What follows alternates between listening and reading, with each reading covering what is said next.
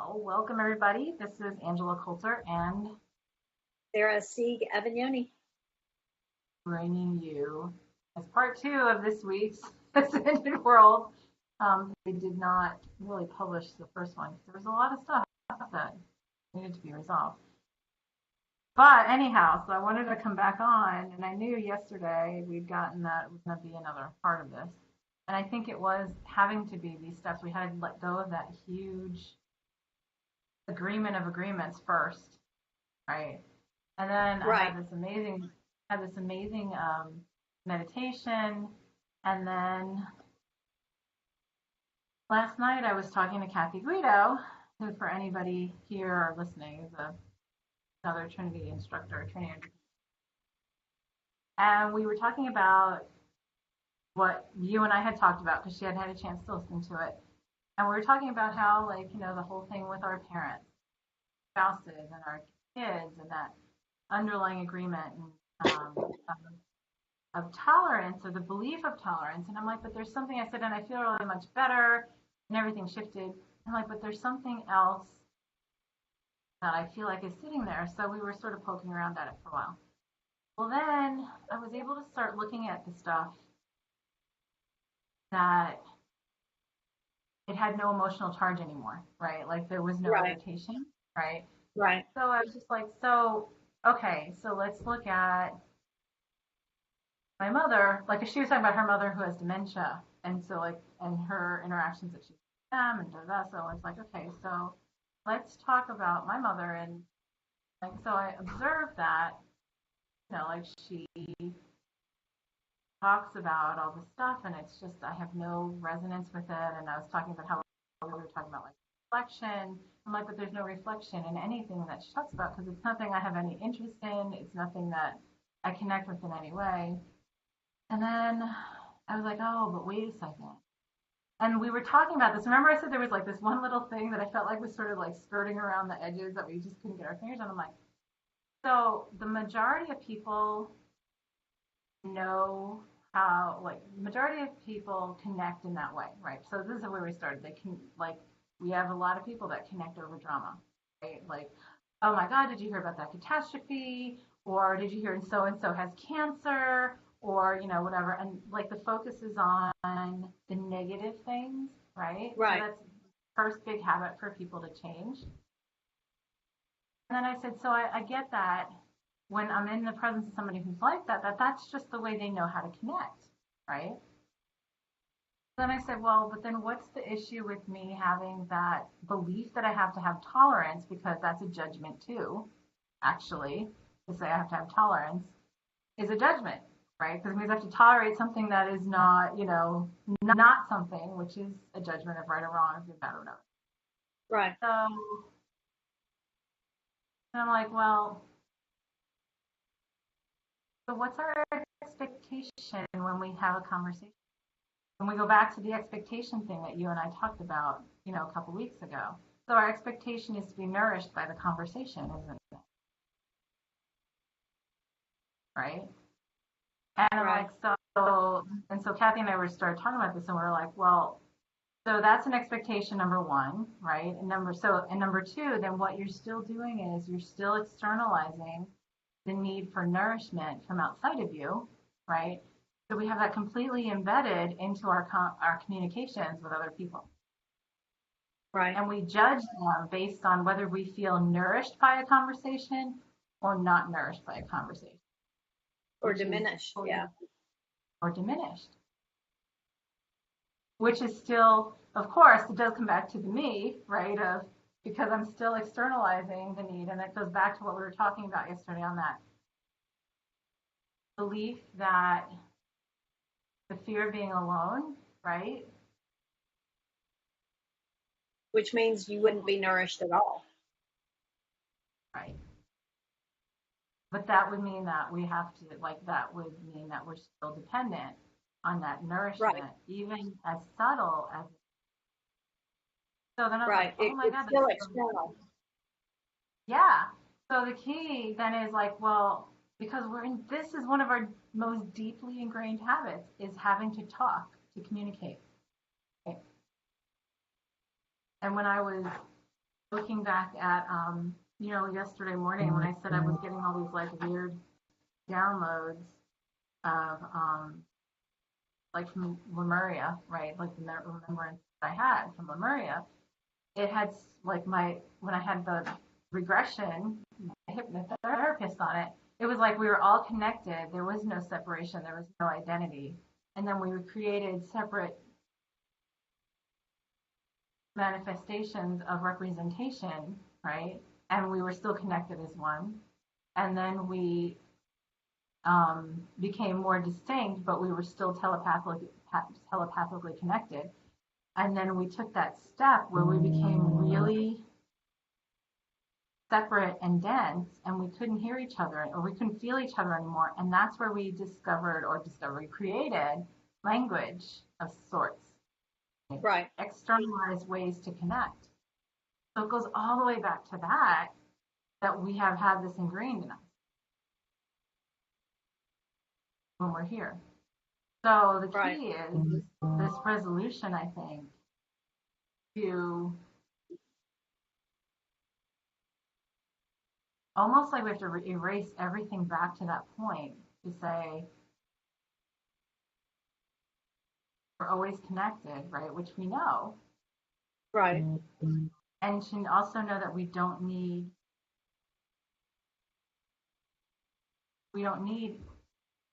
a conversation to nourish us if we're always connected in this oneness. Oh my God, I forgot.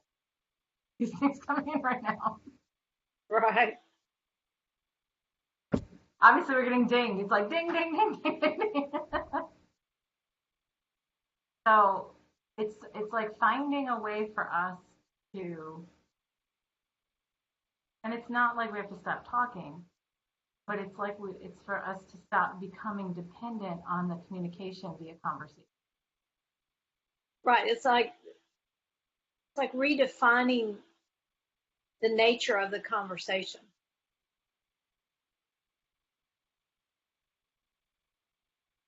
And when I'm in a session with a client, I will,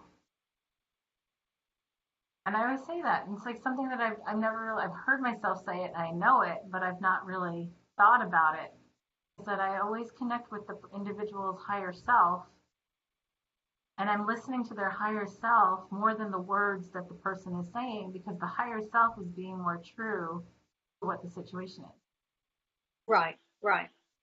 Absolutely. Huh. So on some level, we already are communicating at that level. We're just not acknowledging it. And it's almost like we're popping in and out of it. Like we feel like, okay, I can do this in this situation, but not in this situation, Right. Right. And I would feel that that's based on expectation. Right. So if we allow ourselves to like just connect, well, not that we allow, if we acknowledge that we're just connecting with somebody energetically, then what is going on in the conversation is unimportant. Right. Right. It's almost like that is like if you connect in that place, then it's like that's almost the conversation is almost just an externalization of where they are, nothing more, no connection, no relation to you. It almost lets it be as impersonal as it actually is. Or as personal. Depending on how you want to look at it. Right, depending on how you want to look at it. You're right. So that's the dependence and habit for us to break, is that, because and that was the thing, is the judgment on the conversation, because we're like judging the quality of a conversation when it's really not the conversation at all that's relevant to respect. It's just the energy behind it. Right. Right. So we're taking this step of being in oneness, separating ourselves, as looking at the other person reflecting back to us, creating words as they create words to interact, taking it back in and then going back into oneness is like all these steps that we put into that. Well, and so many places for judgment to creep in. Yeah, yeah. And translation. Oh, right. So, and so it's like, well, you know, it's like I remember when that person was doing the hypnotherapy on me with the Lemuria thing, asking me certain questions like, what is your, you know, like, do you have a name? And I'm like, no, there's no such thing as names. Like, there's no words. We don't even talk. There's no need because there's just of, and it's for us to, and, you know, and in the Trinity community, we feel that, and a lot of, and there are more and more practices that are really focusing on oneness and wholeness stuff, where we're becoming more in remembrance of how to do that, right? And we do this all the time. Like we have stuff that's going on in our lives that's completely parallel, but our mind still needs this justification of, oh, let's talk about it to make sure it's aligned. Right. Or not aligned. And then we judge, right? Is it right? Am I right and they're wrong? Are they right and I'm wrong? Like, you know, and that kind of, like, wow, that takes away all these levels of judgment that we have built in. Like, Well, and a lot of levels of doing. Because a lot of times the judgment creates the need for doing to alter the judgment.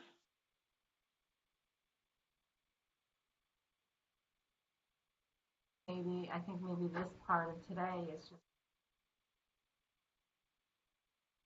allowing ourselves to remember how to be in that place of oneness, first and foremost in our communication. You know, Yeah. to allow our focus to be on that over what the. Because I think so many of us are connecting at a collective level, but yet it seems that it's always associated with the negative aspect of it. Oh, I feel horrible. This must be collective. Right. What about when you feel awesome? Wow, the collective's having an awesome day today. Right. Sensitivity to the mass kind of thing. Right.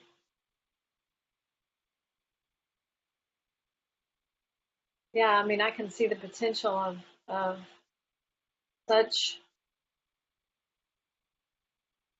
peace on earth. I mean, literally, if you can just, if everyone could connect at that level and let go of the communication that we've been relying on, what a difference. I mean, think about what causes wars, right? It's like usually disagreement in communication, right? Like Right. a break in communication, disagreements, and usually the disagreements are, Misunderstanding. yeah, misunderstandings based on what? Cultural expectations and verbiage, you know, and translations. And when we stop depending on that to connect, it changes the nature of how we connect with anybody. Whether it's the trees, you know, whether it's the trees or the animals or your pet or your spouse or your parent or your child or your friends or the stranger in the store, you know, why Right. not allow ourselves to do it all the time instead of just hit and miss? Right. Or when it serves us, Yeah. or we believe it serves us. So this is a whole new, and it's funny because like as we were talking, Kathy and I were talking about it last night, it was like, oh, and you can feel like the mask going, oh, that feels so good, but it's a little scary because I don't remember how to do that yet, you know? So it's like, so we can set it up to just have that remembrance. Or I don't even know how to be that honest. What was that? I don't know how to be that honest with everybody. Right, because it forces you into authenticity. Right. Ooh, that's a huge shift right there. Yep. Right. Because if you can't embrace your authenticity, how can you wear it so everyone acknowledges it. Ooh. Yeah. But they're already communicating with it at that level anyway. And that's just a tweak of trust, I think. Well, we have to trust that we can do that. We have to trust that we can connect without translating it into words. Right? Right.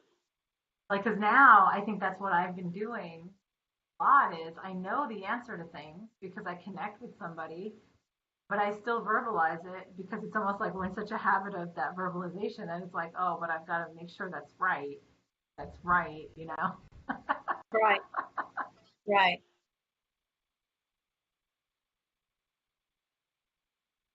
Yeah. And that's a huge paradigm shift for us is to remember how to do this and to get into the practice and habit of doing it. Right. Well, it just needs And to replace what we've used.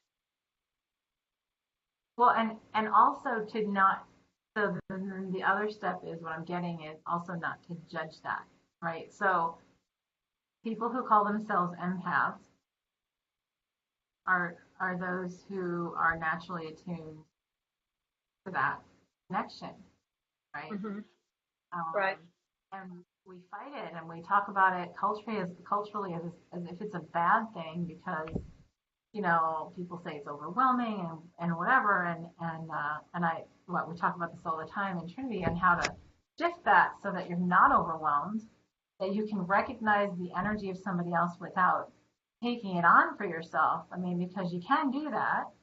I know because I Right. used to get overwhelmed and I don't anymore. It's just a matter of shifting the way you manage your own space. So really allowing everybody to tap into that ability within themselves because they do it and we know it. It is a natural foundation of our consciousness. But we have so many layers of ego and separation built on top of it that we're in this habit of just squashing it down. Right.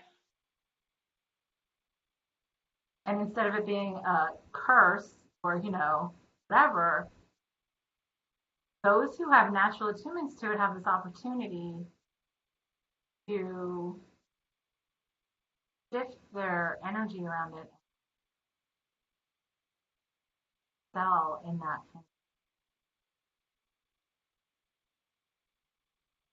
And if you think about it, every step that we're taking in this process that we're doing may seem overwhelming in the beginning, but ultimately it's the easier way. It is. It is. And it goes back to, hold on a second. Back to the, oh my God. I'm sorry, what's going on the side? My cat, who never jumps up on the table, has jumped up on the kitchen table and is walking around with her leash in her mouth. I guess there's a hint. She just came in from outside. My daughter just took her outside. I really, so I guess she didn't get enough of it. Talk about nonverbal communication. Oh my God, what a perfect example right there. Because I'm like, what's that sound? And I look over and I'm like, why is she sitting on the... Hold on, I'm going to let her down. Anyway.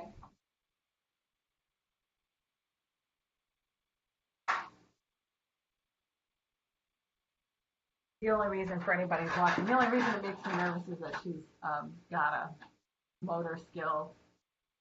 She doesn't usually jump off the tables and she's definitely wobbly, so. Yeah.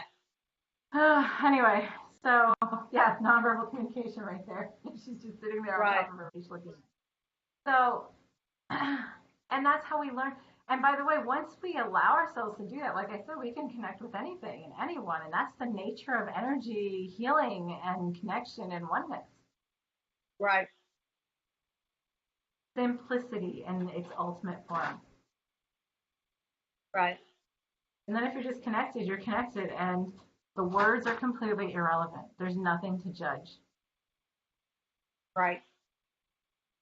Right. Or cloud the issue or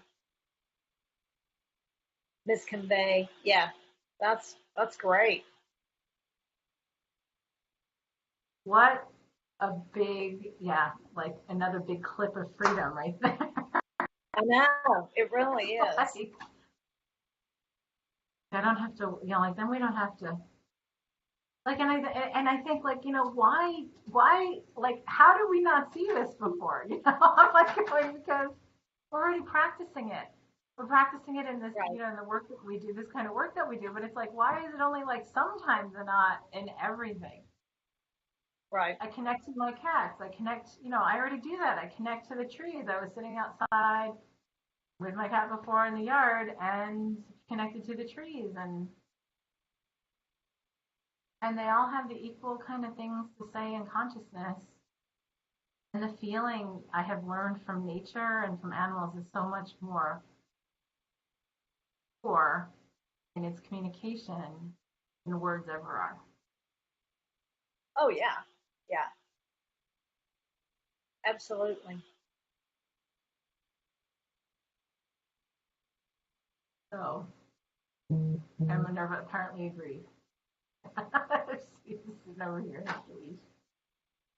But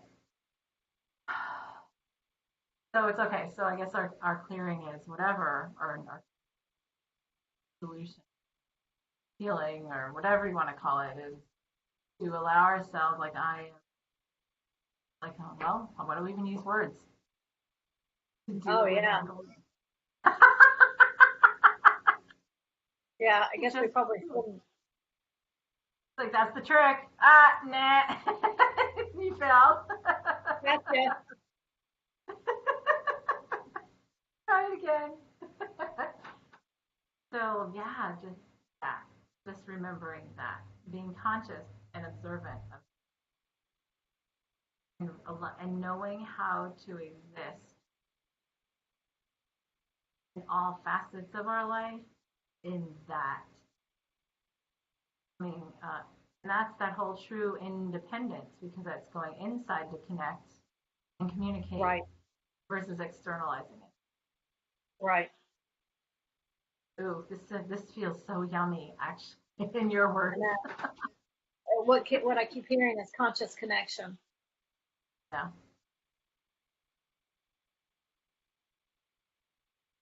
Oh, this Right. feels really good. It really, really does. All right. Well, you want to go? You ready? You ready to go out there? I'm ready. Yep. All right. Do it.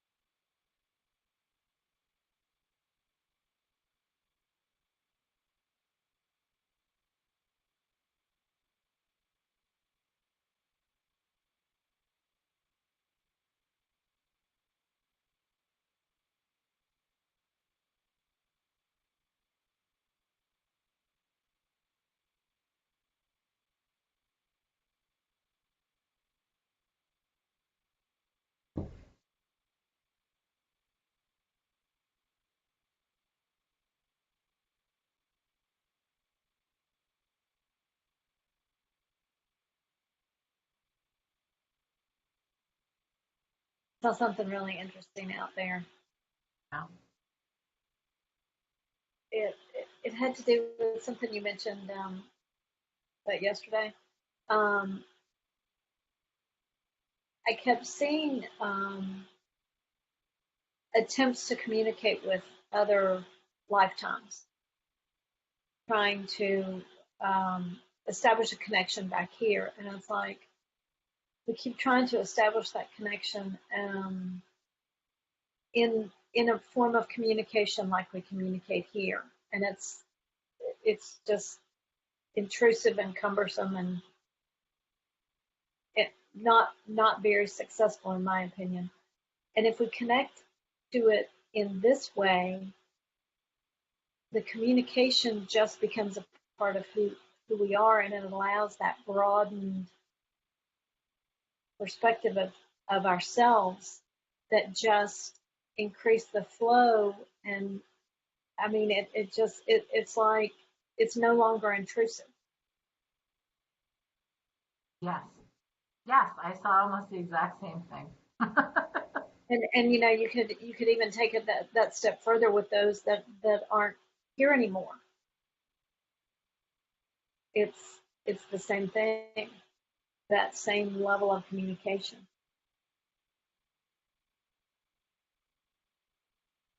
I felt such an expansion here. Like it was so many visualizations. Right. Feel like all these things coming back online that haven't even been online because of the not utilizing it. It's pure Right. Right. really good though. Hmm.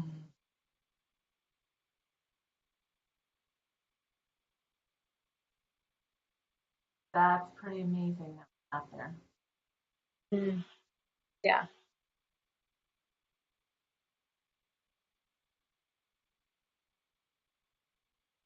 Well, I guess that's our home play for this week is to just be really observant and watch how what was really funny was I don't know if you heard this, but like low in the beginning there were all kinds of noises as the windows open and then there was like truck outside that started beeping and then there was like I just kept on hearing all kinds of noises and I was like, well, they're all communications, right? It's just Right. remembering how to just equalize all of it. Yeah. Yeah. And at one point, I think it was at the very beginning, I could see connecting to it with nature and the noises, and at one point I felt like I was in the treetops and I was totally supported by them, and I could feel the swaying with the branches and feeling communication. It was it was pretty awesome, That is awesome. Yeah. and it was so effortless. That's what was really nice about it. I know. I know. And the funniest thing is that occurs to me because all of this stuff is really undoing all these layers, that Right. we've just like hidden from ourselves within ourselves. Oh yeah, it's that easy. Huh, pretty amazing.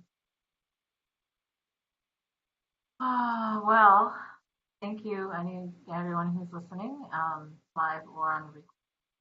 And see how this one flows for the rest of the week because I think Right. this is going to unlock a lot of stuff Right. I think so too. as, as we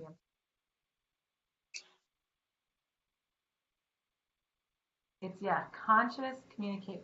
What did you call it before? Conscious Conscious communication.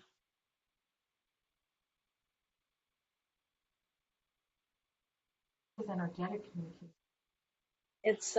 It's more than just it's more than it's all the communication rolled together. Yeah,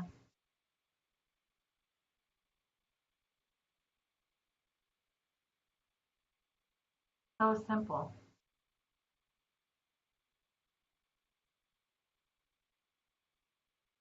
Well, thank you everybody for joining. This is Angela Coulter and Sarah C. Gavignoni.